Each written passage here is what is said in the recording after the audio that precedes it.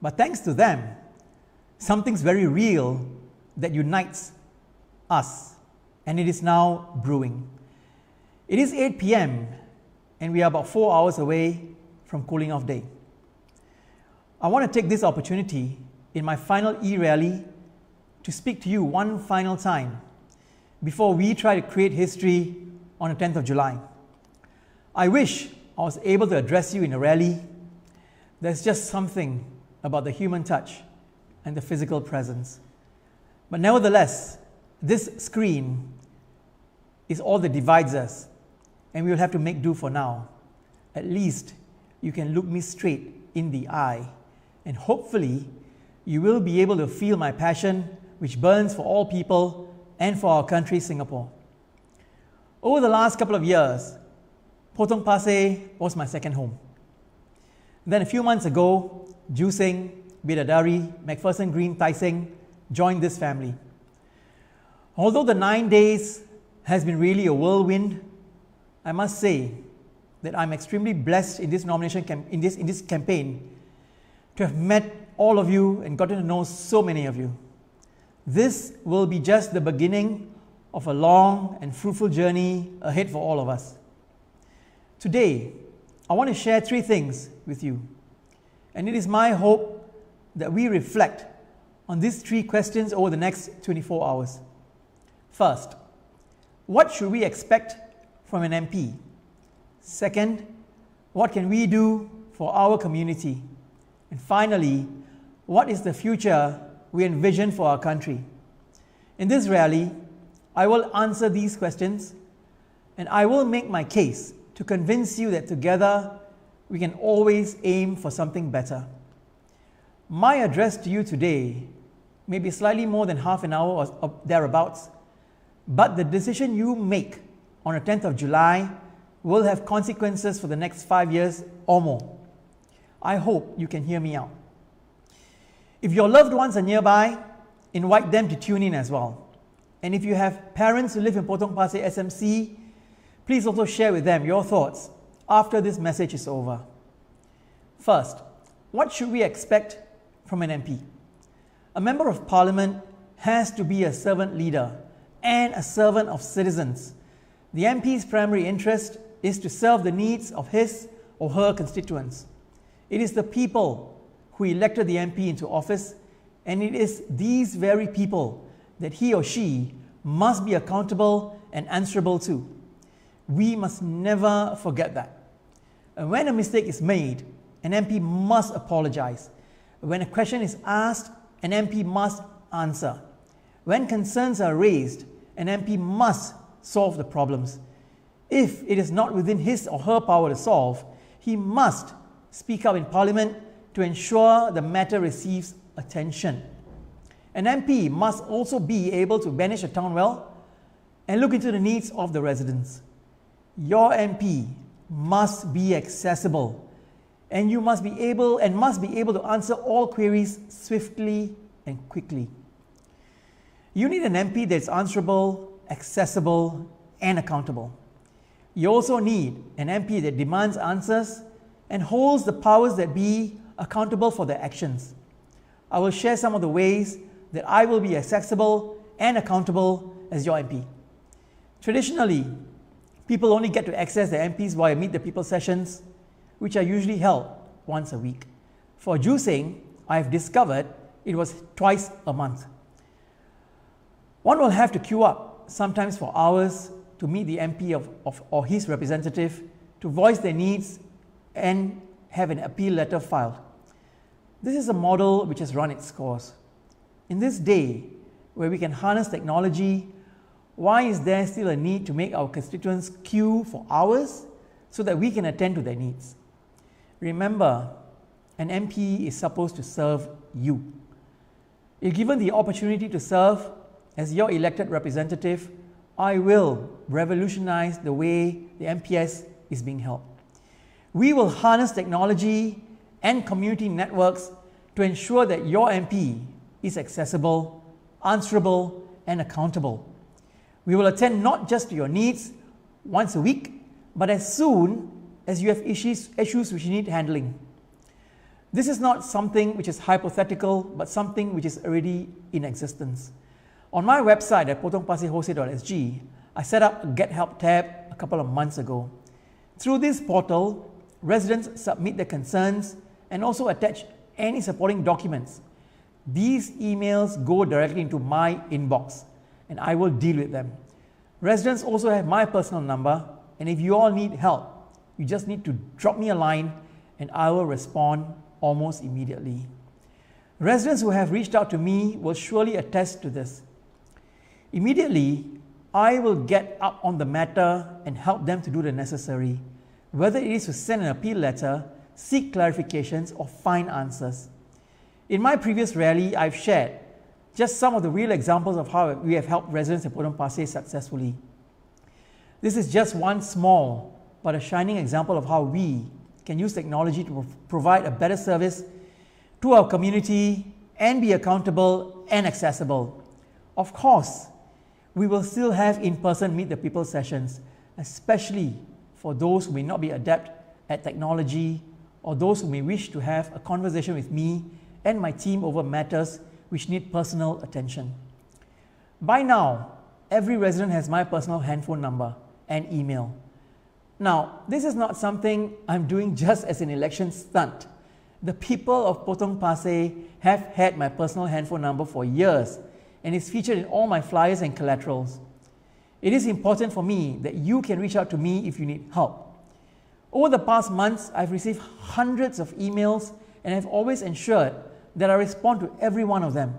Even if it means that I have to stay awake after a long day of campaigning, I will always take the time to respond.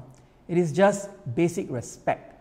If you take the time to send me something or share your concerns, I respect your concerns and I will respond. While this rally will focus mainly on our community, I also want to take some time to talk about the duties of an MP at a national level.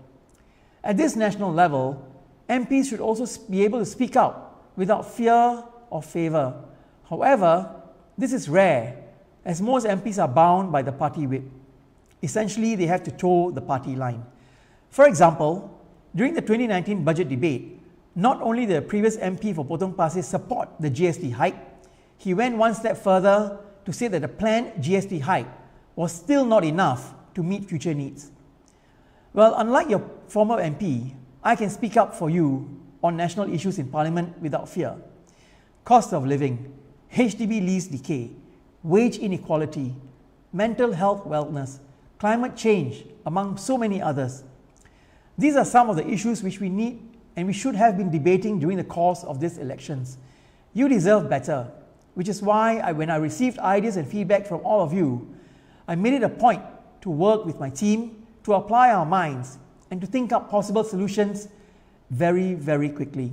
Yes, it is good that we look at the ground amenities, but there must be something deeper which we need to put our hearts and our minds to. For the middle-aged folks, they are concerned about retirement, adequacy, and mental health. For the sandwich generation, they will have concerns about raising their children while still having to care for their parents. For the young, what is the future we want to create for them? What other kind of jobs do they have? Is it one that is filled with opportunities? Is it one where they can still dare to dream? How about job security? These things require debate and discussion at a national level. They cannot simply be addressed just by the building of new amenities. It is my promise that as your MP, I will contribute to the national debate in a robust and rationally evidence-based manner. I will seek answers. I will advocate for a more inclusive and progressive ideas, and I will ensure that you are represented and heard. Where policies serve Singapore and Singaporeans, I will support them. Where policies need refining, rethinking, or can be improved, I will speak up on them. Where there's a robust contest of ideas, we will be able to produce ideas that best serve our nation. It is my desire to add value to the national discourse in Parliament. This is my guarantee to you. Ideally, such promises do not need to be made, as it is the role of the MP to speak up and be heard on national issues that affect every one of us. We must have an alternative and independent presence in Parliament to ensure there is accountability and a check and balance. Blank checks are unhealthy for any democracy. On July 10th, you have a chance to decide the type of politics you want and the MP you want. And I hope you choose an MP who cares. CARES is an acronym for the values I would like to see in my own MP too. Compassion, accountability, respect, and empathy, exactly like what I placed in my local manifesto. Now, let's just look towards the future instead. Let me take you on a journey where I share my plans, or rather, our plans for the future of our community in Potong Pasir SMC. These plans are ours, as many of them actually arose from my interactions with you and hearing your concerns and your desires and your hopes. These plans are a result of years of consultation and conversations on the ground and built upon a feedback that I've received from interaction with you even over the last couple of days. Firstly, I would like to facilitate and lead the building of a resilient and compassionate community in Potong Pasir SMC. It is of utmost importance that as a community, we look out for one another.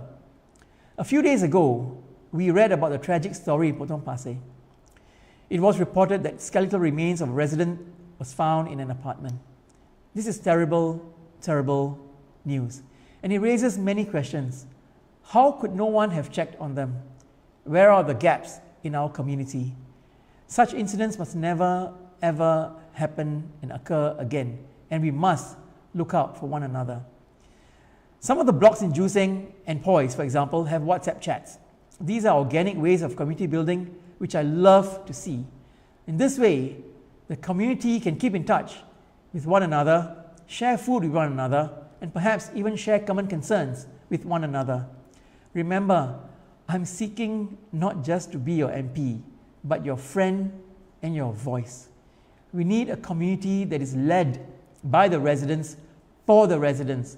I will take the first step in helping build institutions that help to strengthen this community. If elected, I am donating 50% of my MP allowance towards a Potong Pasir Neighbourhood Fund. This fund will be administered by a special board that will be made up of residents from all over Potong Pasir SMC. It is my hope that we build on this fund so that the less fortunate amongst us will benefit. I will tap on my personal fundraising experience to help bolster these funds so that our residents will get the help when they need. No one will be left behind, not on my watch. The fund will also be used to help any resident who may fall through the cracks in relation to government grants. And sometimes we do have such instances where residents have their requests rejected because of technicalities. With me, you will never walk alone. My team and I will be there to help you lift you up when you are down. Just like how we helped Eugene Peng and Mickey, Daniel, Cherry, Madam Chuangi, and so many others in the estate over the last few years with our own personal networks and resources. For residents who have lost their jobs and need help with being linked to companies for roles, we have also formed an alliance with various companies who have come forward to support me and residents of Potong Pasir. We will do our best and we will try hard. But I will also have to be honest with you and tell you when it is time to get retraining or reskilling.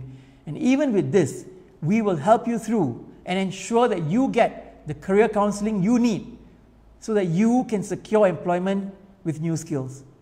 Guess what? Just today, I received one such request from a resident of Juseng, and I will help him. I will help him. Speaking of jobs, it's also my intention that residents of Potong Pasir get first priority for jobs in our Potong Pasir Town Council. Yes, we will bring Potong Pasir Town Council right back to Potong Pasir. Where job opportunities arise in the Town Council, we will extend it to our fellow neighbours who may need them as a priority.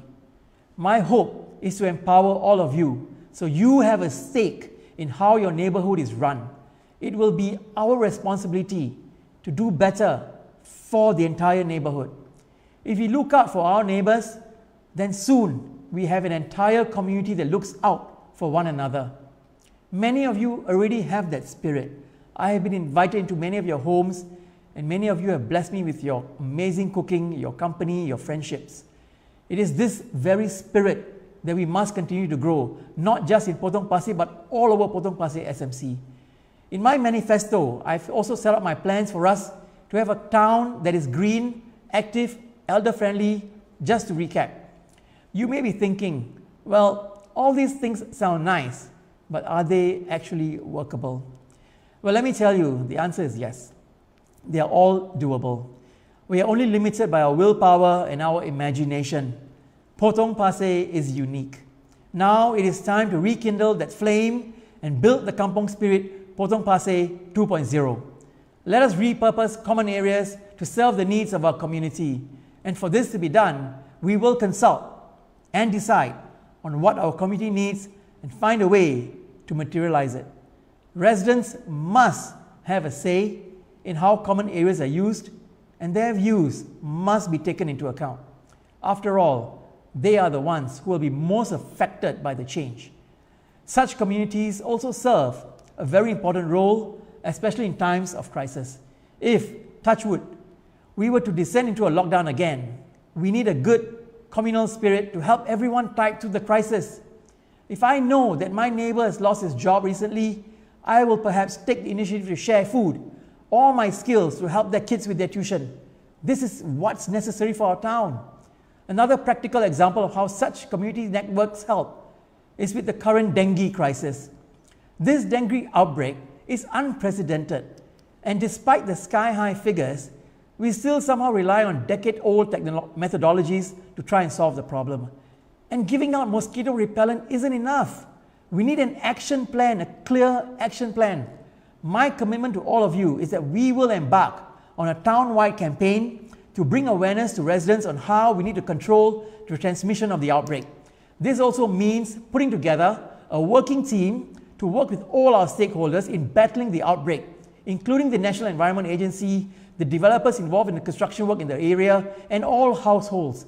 We will leave no stone unturned, and we will communicate to all of you effectively and clearly in a timely manner. We need action, not niceties. Apart from a dengue campaign, we will put together a green plan for the town. For this, I have asked eminent environmentalist Olivia Chung to lead my Potong Pasir Climate Change Committee. Olivia is also a resident of Potong Pasir SMC, and she will invite other like-minded individuals who care about sustainability into this team to build a program for Potong Pasir SMC. Thank you, Olivia Chung. We really love you being on board with us. Let Potong Pasir be a beacon of change for climate change and awareness and its battle. Apart from the Green Town, I am aware that residents in Woodleigh are extremely concerned about the issue of traffic management, given that there are lots of homes being built across the road from where they live, and also around the estate. I have informed those who have highlighted to me that we will piece together a team and engage in discussions with LTA, HDB, and all other relevant parties so that we are made aware of the traffic management plans for the area. For residents of Juseng and Bartley Ridge, I hear you too on the lack of amenities in the area, and also a lack of a straight bus which takes you from Juseng to Potong Pasir. And for a start, I will get a shuttle loop service started on weekends for residents to take them from Juseng to Potong Pasir and back. This is to ensure that you can enjoy the amenities in Potong Pasir and be a part of the greater Potong Pasir family. This is my personal commitment and my promise to you. Over time, if we have a demand, we will engage the public transport operators to look into the feasibility of having this done permanently. There is so much of work for us to get started, and I can sense your frustration just listening to you. I am blessed that I will also be assisted by a team of professionals in my work in Potong Pasir. These professionals include a legal team led by Mr. Eugene Turesingam, the managing partner of ETLLP, who have already been assisting me with the needs of residents in their needs for pro bono, in the needs for wills on a pro bono basis, or even taking up legal cases. With the support and expertise of these professionals, we will be all equipped to take care of the estate and our people. Listening is exactly what I will do a lot more of, including involving residents of the many condominiums in Potong Pasir SMC. We need to build a community. You may be in Joo Seng or Tai Seng or Bartley Ridge or the venue, but you are part of my Potong Pasir family. For a start, I will establish a Potong Pasir Neighbourhood Network program, which will include volunteers from the condos around Potong Pasir, like One Leicester, the venue, Bartley Ridge, Avon Park, Park Mondrian, and Poise. The network will bring all of you together to serve residents of Potong Pasir and our community. Your energy over the last 9 days has motivated me and my team so much. Now, some of you have shared with me in private that you fear that you may end up losing a lot of things if you do not really re-elect the incumbent. You worry about the ongoing projects or the polyclinic. Now, I want to address these concerns directly. Let me be the first to tell you that you have nothing to fear. Firstly, as for the upgrading projects which are ongoing and the ones which already have been scheduled, there will be no disruptions. These projects have been finalized. All parties are contractually obliged to see it through.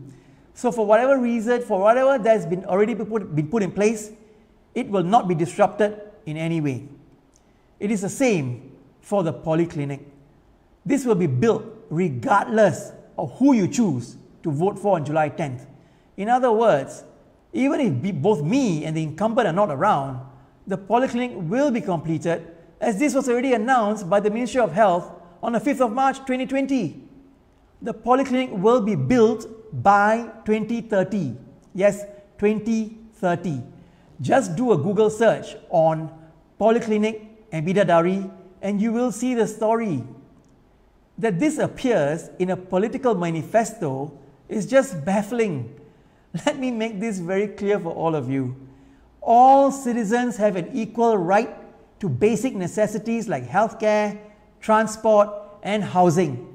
The days of using these areas for political purposes are over. We are in the 21st century, so please kindly stop using 19th century political methodology. I note that these fears may be a little bit more prevalent amongst the elderly. So if any of your older folks may harbor these concerns, I seek your help in helping to alleviate these concerns. Likewise, for the issue of voter secrecy, your votes are secret. People have voted for alternative parties and nothing has happened to them. So please do not worry. In about 48 hours, you will have to make a decision. When I first started on my groundwork in Potong Pasir 3.5 years ago, I did not ask for your vote. Rather, I asked for the opportunity to be your friend and to be your voice. Because that is the basis of how communities elect their leaders. The past 3.5 years have been nothing short of amazing for me. So many of you have let me into your homes and your hearts. You have blessed me with warm wishes, cold drinks, and words of encouragement. I honestly don't know what I can do to repay all of you back. And I will forever be guided by the principle of service before myself. You and your community and your personal needs are more important to me. Even yesterday, when I was in the midst of my campaigning, I asked my team to reschedule a little when I had a resident reach out to me over a housing issue, and I took the time to meet him to figure out what I could do to help him. And I've already been receiving requests for help from residents in Joo Seng too, and it's just been 9 days. I just want to tell you that to all of you that I'm here to help all of you. My friends in Potong Pasir, Joo Seng, McPherson Green, Bidadari, Senate Estate, and all the private condos in Potong Pasir, I want to thank you for this journey and for being part of it. If I had to do this all over again, I would do it in a heartbeat. Your smiles and support make it all extremely worthwhile. In the next 48 hours, I want you to think about the future you want for yourself, the future you want for your children and your grandchildren. the future you want for your community? Do you want more of the same? Or do you want to take back control and be the change? We now have a golden opportunity that comes around only once in a lifetime. An opportunity to shape our destinies. A chance to be the change that we can see. A chance to create a better tomorrow for all of us. Vote for the future. Vote for a future where we look out for each other. Vote for a future where we thrive in our own special ways. Vote for a future where compassion and empathy are core values that we pass on to the next generation. Vote for compassion. Vote for accountability. Vote for the kind of politics that you and your future, for the kind of future you want to create. We have the power to show the rest of Singapore that this is possible. This is not the end, but this is our beginning. Whatever the results may be, I will always be your friend and your voice. Together, residents of Potong Pasir SMC can give birth to a new dawn on 10th of July. The time has come for us to take this Potong Pasir baby back home. Thank you all so very much for everything, for giving me this opportunity. I will remember all of you for as long as I live. Stay safe, and may you find the strength to stand for what you believe in, now and for always. Thank you all so very much, Potong Pasir. See you all again very, very soon.